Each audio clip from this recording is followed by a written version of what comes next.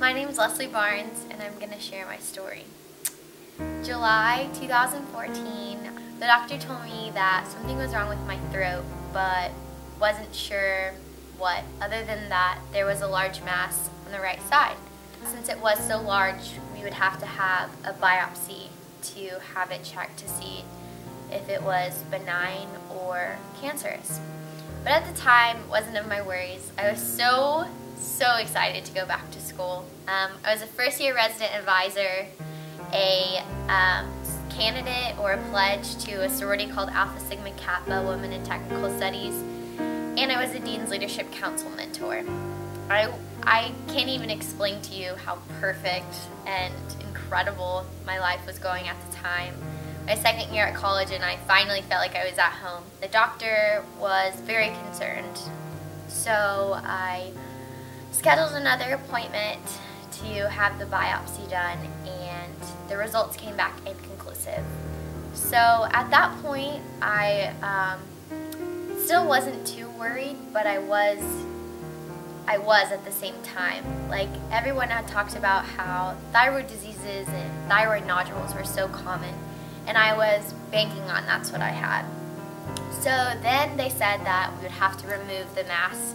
So October 2nd, I went in for surgery to have the mass removed.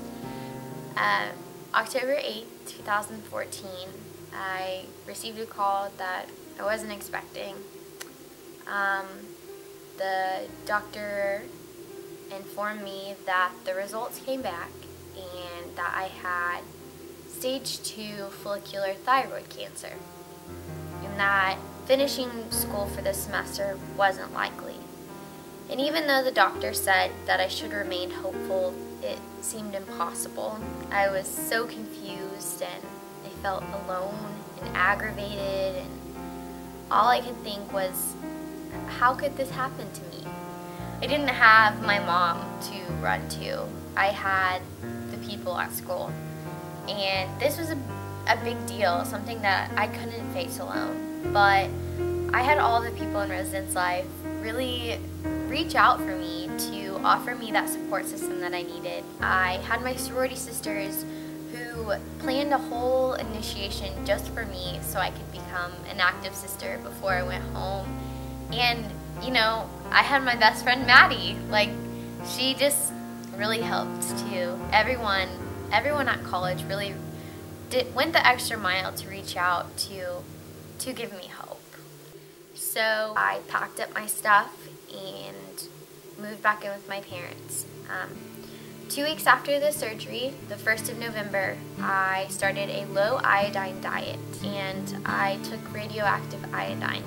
I had to stay hopeful, even though it was very difficult imagining how things had changed so quickly. December 3rd, 2014, I got a call that the radiation had taken effect and I was cancer-free.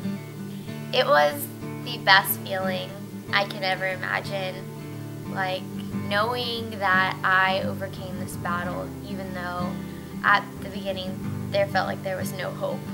But I did it. Throughout this process, my parents were my caregivers. They wiped away all the tears that were shed, but most importantly, they were my encouragers. We always called them my fan club because they went to every doctor appointment and sat by any struggle I had. They were always there, and without them, I wouldn't have been able to get through this. So I'm running in Relay for Life for all the people who have survived cancer, the people who are currently battling cancer, and the caregivers who have offered endless hours of love and support. Not every warrior has a scar like me, but every warrior can make a difference. So let's join together and fight to put an end to cancer.